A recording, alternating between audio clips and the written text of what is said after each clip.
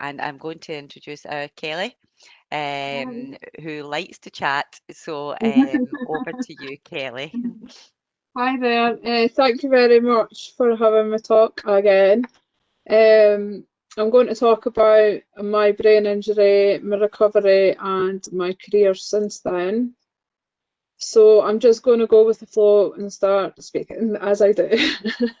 14 years ago, I suffered a severe brain injury in my frontal lobe. I had a fractured skull, broken ribs, and lots of internal bleeding. I was placed in a coma and on life support for 5 days at Nine Wells Hospital, Dundee. My family were initially told that the outcome was not looking good and told to prepare for the worst. I was 24 years old, single mum to Megan, who was 5 years old at the time. I loved being a single mum. It was so hard, but it was so rewarding. We did lots of things together. She would always be by my side, and I would always give her cuddles and tell her how much that I loved her. When I came out of the coma, my first memory was my family at my bed with all these presents and cards. I had no memory of what happened or why I was in the hospital. 2 weeks before my accident, I'd suffered from a miscarriage, so that was on my mind. I was originally supposed to go to the Royal Victoria in Dundee for a minimum of 3 months, but that didn't happen. I suffered with severe short-term memory loss. I was tired all the time. My moods were severely off the scale, either really high or really low. Sorry, I've totally gotten lost there. I used to get really frustrated. I was really, really angry. I was angry all the time. I used to, honestly, I used to get so angry that I sometimes often thought that I could quite easily kill someone. I also was not sleeping, which obviously by brain injury, a lot of people, you do need sleep, which I did need, but I was not getting any sleep. My first memory with Megan, I remember seeing her in the hospital, coming down the corridor with my brother, and I was all excited, thinking, oh, there's my baby, there she goes. And she came over all happy and excited to see me, and then she started talking, and I just remember looking at her, and I just thought, who the hell are you? Like, that's when it all started. That's my first brain injury moment, when I just thought, I know who she is, but I don't know who she is. She'd gone from being my innocent little 5-year-old to all of a sudden being this 5-year-old adult that knew more about life than what I did. She then went to live with my mum and my dad for the first 6 months, who have always been incredible support for me, luckily enough that I've got that support, which I know many people don't. Once I got home, I started having seizures more often, when Megan was around me. It was usually when I was due around my periods and things like that. Megan started to become really scared to be around me. She would come and stay the night with me, but then she wanted to stop doing that. She didn't want to be there just in case I had a seizure. I couldn't tell her I wasn't going to have a seizure. So it became really, really hard. We asked for help from social work department, but they used to just take Megan away for a chat, and to me what felt like they were just bitching about what I was doing at home or what I wasn't doing at home. So with Megan, that relationship I had with Megan previous was 100% gone. I'm quite honest about the way I say it, and you couldn't have put Megan further away from her. Like, I just was deep down, I probably did know that I loved her, but at the time in my head, I wasn't quite sure, because I couldn't make sense of anything. I didn't understand it. I didn't understand life. I didn't understand what was wrong with me. I didn't understand my thoughts. Like I say, I was getting angry. So it just became one thing after another, that just was a build up of a whole lot of things. So eventually, yeah, it got to the point where Megan was petrified to be left alone with me. But I asked the social for help. Like I said, it didn't really help. So my mum would come and drop Megan off and be like, right, Granny's going to wait outside for you for 5 minutes, spend 5 minutes with your mum. So we literally built it up 5 minutes at a time, 5 minutes, 10 minutes, 15 minutes. And eventually I was building up trust with Megan that she did want to be around me. I started building up trust that I did want to be around her also, because I was getting used to things. I was trying to get by, but I had my ups and I had my downs. I would get so angry because nothing made sense, especially daily life, the little things. I felt in my head that I knew that I'd done this all before. I was 24, thought I knew it all. I loved everything, and now I was struggling. I was getting angry all the time. I struggled to cuddle Megan. Like, physically was the most uncomfortable thing ever, was giving Megan a cuddle, which I can do now, but it was very, very uncomfortable for me at the time. I couldn't understand, because everything Megan was having to do and the way that I was reacting with Megan, I did not understand why that child loved me. Couldn't get it. I just couldn't. Why would you want to be around me? Why would you want me as a mum? But I pushed her away, and she was like a boomerang that kept on coming back. Thankfully enough for me, I suppose. I started to learn about my brain injury. I was told that I would never retrain, I'd never be able to hold any new memories, I would never work again, and that I'd always need a carer. So I started going to the Glenloch Centre in Forfar to learn about my brain injury. I also went to a headway group for a few sessions. But for me, you couldn't tell I had a brain injury. I could walk, I could talk, I looked normal, you just wouldn't know. And I found that very, very hard. I found it hard to explain to people. So when I went to any of these groups, everyone that I was with, you could physically tell that they had a brain injury, and I felt like a fake. I felt like I didn't belong there. I felt like I was really misunderstood. So yeah, I just gave up after that. At the time, I just thought, what's the point? Why am I still alive? I really struggled with survivor's guilt. I had depression. I started isolating myself, not giving, like, I never left my flat. I had no existence. After a while, I just thought everyone would be better off without me, and that everybody was better off without me. Everybody's lives just would have been a lot easier if I wasn't in it, because I was, as much as I was stressed out, I think everybody else was just as stressed out. You know, my parents, my whole family, and all my friends and family all had to get to know this new person. I didn't know who I was anymore, so how could I explain to them? How could I expect anybody to understand me if I didn't understand myself? And it was just a nightmare. So yeah, I've always been honest and like open about how I'm feeling to anyone that'll listen, which isn't always good, because not everybody wants to hear what's going on in your life, especially if there's a whole load of drama. But to have a brain injury that you can't see, you can't tell by looking at me, but inside my head, my whole life was a mess. I'd always say it's like your life's in a filing cabinet and it's been smashed all over. Then you've got to try and piece all of it together. But you have thousands of little bits of paper that you don't know where to start, and you don't know how to put back. And can you build it back all together like it was before? Probably not, but you can build it back together. I needed help, but I didn't know where to get. I didn't know where to start or what to do. But I could tell you that I didn't want the life that I had. After a while, I ended up, when I didn't, for a point where I didn't know what I was doing and where I wanted to be, and that I thought everybody was better off without me. I did take an overdose. I got rushed to the hospital. I remember being in the ambulance, and it was a car crash where I received my brain injury, and I remember telling the paramedic that I didn't want to die in a car crash, and I'll never forget his face, as if to say, you've just taken so many tablets. But at the end of the day, I texted my mum and asked her to look after Megan. That there was my cry for help. That was definitely my cry for help. So after I came out of the hospital, I started private care with my case through Digby Brown. They brought Lynn Hodge into my life, and she is literally my guardian angel. Like, she just melts my heart.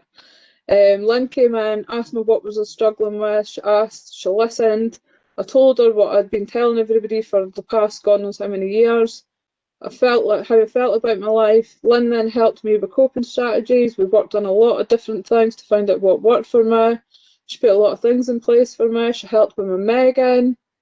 Put a lot of things in for Megan, so that Megan wasn't this little child caring for her mum.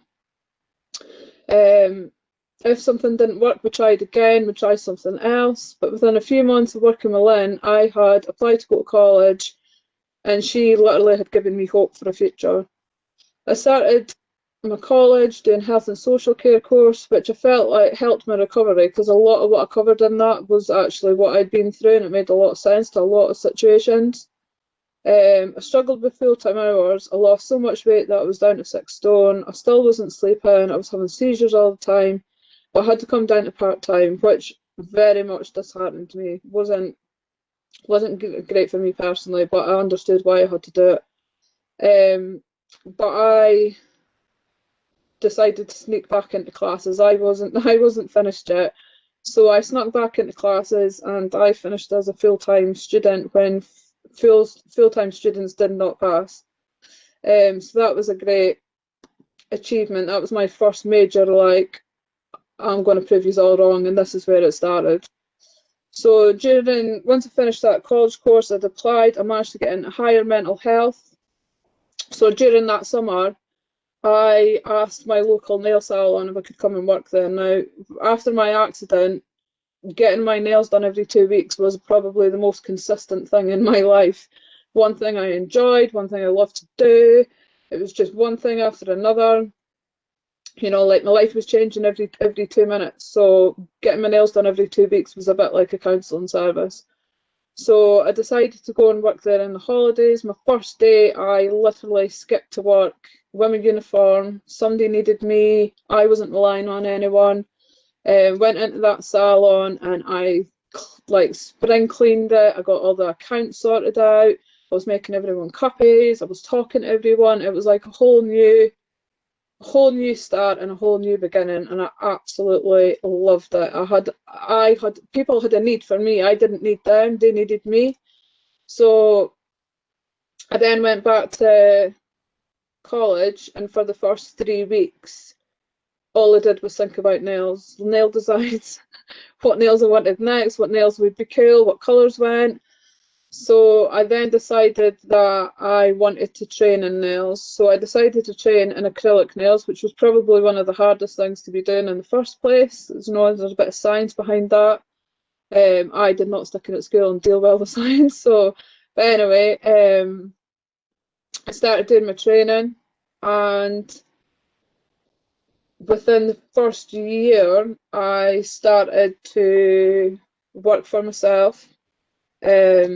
I had a whole load of clients. I absolutely loved it. I was getting on great. So I started to work for myself the first year, continued training. So I trained to the highest level I could. So I'm now a CND Grandmaster Artist. By my second year, I went and opened my first salon, had the confidence enough to do that. Had a great time with that. And then in my third year, I was down at a training course type weekend with CND, and that's when I won my first award.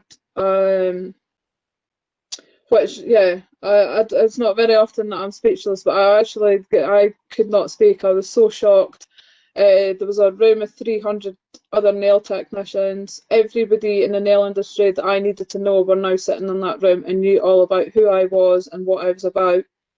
So my first award was for outstanding achievement in my dedication to training. I was crying, the room was crying, everyone was crying, phoned my mum and Megan, they were crying. It was just, it was emotional, but it was so good. It was wow, it was absolutely amazing for me. So at that training, there was a woman, Marion Newman, who works for all the celebrities. She does all the fashion weeks, and she'd been speaking about London and Paris Fashion Week, and you know how different it is from a salon. People either love it or they hate it. So in a couple of months after that, I'd seen her on Facebook, and she was talking about London and Paris, and I just thought, oh, do you know what? I want to give that a go. Like I want to try, and you know. So I asked Marion if I could come work for her, and she had her team, and she was like, "Get back to me next season." And I was like, "Yeah, great, okay." And then literally a couple hours later, she had Facebooked me again and was like, "Can you get to London for tomorrow afternoon?" I was like, "Give me 5 minutes." Within that 5 minutes, I'd looked up flights, I'd phoned my mum, "I'm going to London, I'm going to work at Fashion Week." And my mum freaked. She was like, "Kelly, you cannot do this. London's too busy. You can't cope with this. You don't know where you're going. You don't know what you're doing." I was like, "I don't care, but I'm going. I'm going. Can I get a lift to the airport?" So literally about an hour and a half later, I was up at Aberdeen Airport ready to go down to London. I got to London and walked out of Heathrow and did not have a clue, didn't know where I was going, what I was doing. And I was just standing there like, where do you get a taxi? I don't know where you get a taxi. Panicked. I'm not a great traveller. I do not travel well. I get really bad anxiety. So I started to panic, and I thought, oh my God, if I have a seizure, people's not going to know what's wrong with me. Oh my God, what have I done? I want to go home. So I was standing there, and this man came up to me and was like, "You're in London, love." And I was like, "Yeah, yeah, that's right. Yeah, that's right." And he was like, "We'll get your phone, your iPad, and your wallet in your bag now." So I was like, oh my God, I'm in London." So yeah, I taxied everywhere. I ended up working Vivienne Westwood show. I did Alexander McQueen show. Had a great time.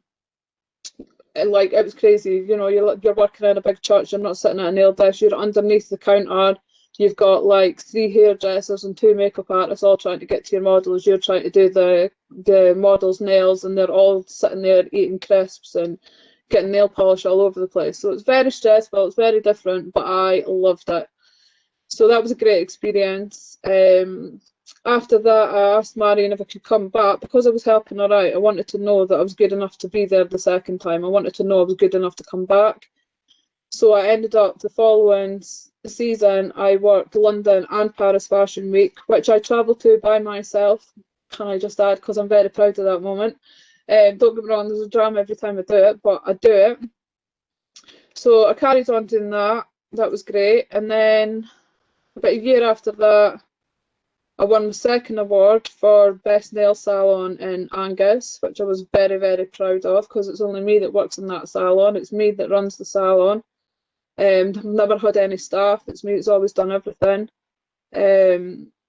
Yeah, so once I won that, I then went into when, well, I actually I came second in Scotland for Best Nail Salon in Scotland, which was absolutely amazing because I was against a salon of 7 people, and then there was Kelly on or Jack Jones. So yeah, I was very, very proud. I've had great clients, I've got great relationships with my clients, but all gotten great. They've helped me unbelievably. They've helped me through so many times, you know, when I've been stressed, when, you know, I've had things going on in my life that I've not been like emotionally coping with.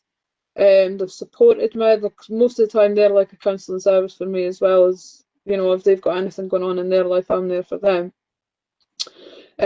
So yeah, so it's been great. Last year I had, well, 2 years ago, I had a bit of a minor setback with my mental health after a bad breakup. I was left feeling really worthless. I had no love, no respect for myself. Even though I'd had a great career, and it always felt like every day was a battle. Every day was just, you know, it was a battle get out of bed. It was a battle with my brain. There was a every day there was something. Nothing ever was content. You know, I was battling with my moods. I was on a lot of medication. My medication as well for my epilepsy is actually used as a mood stabilizer. I'm on a high dosage of that. Between that, antidepressants, and everything else, my moods still were nowhere near on a level that they should be on, and just nowhere near. So I started to see James Kennedy at my local doctors. I talked through all my feelings. We spoke for a long time, and he made me realise that I had no self-worth, that I didn't think about myself. I put everybody else before myself. I think I'd worked for so long trying to prove everybody that I could be okay. You know, like everybody at the start of my brain injury, you'll never do this, you'll never do that. I had to prove everybody wrong, and I had to make my life better. I didn't like the life I had. It wasn't okay, and it wasn't okay for Megan either. But at the same time, I wasn't looking after myself as I was doing that. You know, people would say, "What happens if you're like too stressed out, you have a seizure?" And I'd be like, "And it kills you." And I'm like, "Well, you know, I fully expect all my clients with their nice nails and nice eyebrows to be at my funeral. That's just the way I saw it. It wasn't like, oh my God, yeah, that could happen to me." So yeah, he helped me a lot. I started to learn to like myself, then eventually started to love myself, have respect for myself, and now know my worth and know I'm not a bad person. I didn't deserve anything that has happened, you know, and like, yeah, I've done well to get where I've got to. So I started to plan for the future, which I've never ever done. Like, if you told me I was going to die tomorrow back last year, it wouldn't have bothered me. I wouldn't have been scared. It wouldn't, you know, it just would have been, well, that's life, you know, that's the way it's been. So I started planning for my future. I gave up my salon in January. I was broken into twice, which disheartened me quite a bit, and I didn't feel safe in there, which was maybe the start of a lot of things happening. So I've got less stress in my life now. I avoid all negative situations. I avoid all negative people. I keep my circle small. You don't need to have loads of friends because, let's face it, not everybody's got thousands of friends. So yeah, so I started to do all that. Megan I've got a great relationship with Megan. I work in the same salon as Megan. We got on absolutely amazing. We're like sisters, but we're like best friends. I'm also her mum. And what I love about Megan the most is she is now sticking up for herself. She's now saying, "Do you know what, Mum? See, when you're tired and stressed out, can you please just let me know that that's what's wrong with you, instead of you sitting there moody, not speaking to me, and making me feel like it's my fault when it's not." Which I think in all the years, the past 14 years, that's all I've ever really wanted from her, is for her to stick up for herself, which it is. She is now a fully trained hairdresser, and she's always succeeded. She's always done really well, and I'm very, very proud of her. So last year, I started working for the Samaritans. I volunteered with them. So while I was doing all my training for them, that's when I started to also realise how much I'd actually been through in my lifetime, which I've been probably through a lot more in a lifetime than your average person, which I've never really seen before. It was like I said, I just assumed that was my life and that was the way that it was going to be.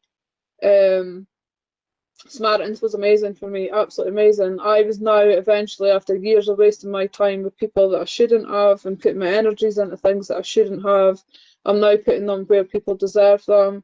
I want to be able to help people that are in crisis, whether it is just for that moment or not. But at Samaritans, we're not there to give advice, which I struggle with. I've struggled a few times. I've had a few calls from people with brain injuries, and I've not been able to tell them anything about me to be able to help them, because the calls are about the person and not me.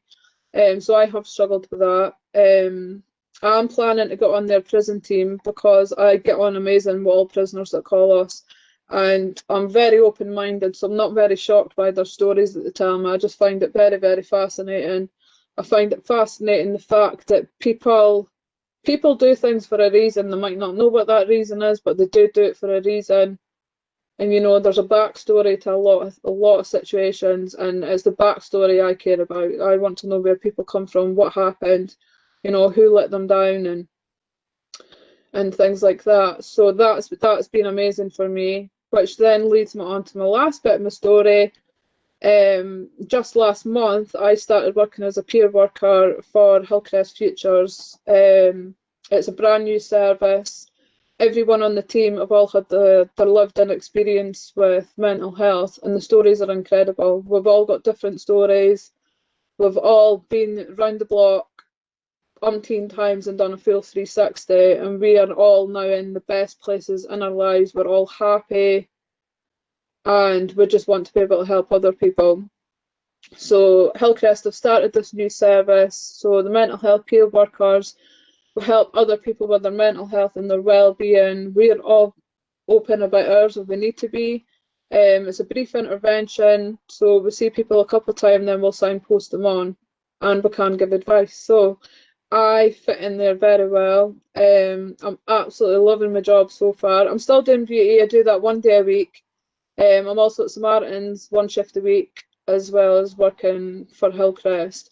And so far it's going great. We're making, you know, huge difference for many, many people. Like, the thing is, the doctors don't have time to speak to everyone with mental health. Like, over the years, when I saw people, a lot of people let me down that shouldn't have let me down. You know, after I took an overdose, I went and seen the doctor. I was having a bad day one day. I was too scared to be on my own. I literally went to his office and was like, "I do not know what to do. You need to help me. Like, I'm scared to be on my own. I don't want to kill myself, and I don't know if I'm going to kill myself. I don't know what I'm doing, but I don't want this life." And he actually got up and stood in front of me and said, "Kelly, you've got a brain injury. You're going to have to get on with it." And got up and opened his front door as I was sat bubbling my heart out. And I was just like, right, okay, and can I get my prescription? And gave me a full month supply, epilepsy tablets, antidepressants, 2 sleeping tablets. So if I wanted to kill myself, I could have quite easily done it then. I had also another, I don't even know what he was, recovery neurologist or whatever. He told my mum and myself that we were taking too long to accept what had happened to me. Now, nobody's got the right to tell you how long it should take you to get over things. It's been 14 years that I've had a brain injury, and it has only been this year that I can tell you I am happy, I'm content, I've got a great relationship with my daughter, I know how to live with a brain injury, I know how to deal with a brain injury. I'm not saying there's not going to be anything that happens in my life that I don't know how to deal with, but I know where to go, and I know how to ask for help now, and I know the people to go to ask for help, and I want to be a Lynn for somebody. That's what I want to be, and that's what I'm going to be, and I will grow with this company, and I will do the best that I can do to be helping other people, and be a voice for people that don't have one. And that's me, all done. Kelly, that is fabulous. Your story is so, it's touched a lot of people. I've got one question for you, but I've got a couple I just have to share it with you. Keith Jensen, one of our attendees, he says, thanks for your honesty, openness, encouraging and brave. Barbara Jones as well has said the same thing. Well done and thank you from Rebecca. And Linda said, with the right determination, shows you what you can achieve. Yeah. But the one question that we've got, and you finished off with it there, about the support network, is that, your Lynn, everybody to have the one Lynn, Everybody is, needs to learn. yeah, Everybody needs to learn. so I that's it. honestly, if I didn't, like, I was lucky enough that I was able to have a case with Digby Brown, and if I did not have that, I can tell you right now, I hand on heart, would not be here now, and Megan wouldn't have a mum. She wouldn't. Yeah. Just the way it is, and like Stuart Barton, I feel like he was just starting out when I was going through my case, and he's totally grown with the company, and I love watching him now. It's just like we've all totally evolved, we've grown, and we've done well to get where we've got to, and everybody should just be really proud. And Yeah. I jumped on earlier on, and I did hear someone talking about going to the politicians about the support and things. We need a team. Let's get on that, because I am totally up for doing that, and we need to change things. Things need to be changed because, like I say, not everybody's got that care, and I spent £70,000 on private care. Now, if I did not have that, I wouldn't be where I'm at now. Also, if you put that £70,000 into the care sector for the NHS, could you imagine the amount of people who would have jobs, whether it's voluntary or paid work, people who are on benefits, probably a quarter of them wouldn't need to be on benefits because they've got the right care and they've had the right support, and that's all it takes. So, What a way to finish our day, Kelly. Thank you so much. no, thank you for having me. And everybody has spoke so highly and how they've been touched by your story. So thank you so much. And I'm sure if anybody's going to get a team together, it's going to be you. Oh, it's hard Um, now. nah. Can I So just say, I didn't swear either this time. Normally I swear when I no, do this, and I no, didn't. no, no, I had a few moments there, yes, no, you've done fabulous, Thank and you. thank you so much. And I'm so glad that you've finished the day for us, because we're finishing on a high, and there's nothing more for me to say really, other than thanking Kelly, thanking all our other speakers. It has been so appreciative, and I've loved all the tweets. And hopefully you will be in person for the Head Injury Day next year. So thank you everybody, and Thank goodbye. you. Goodbye.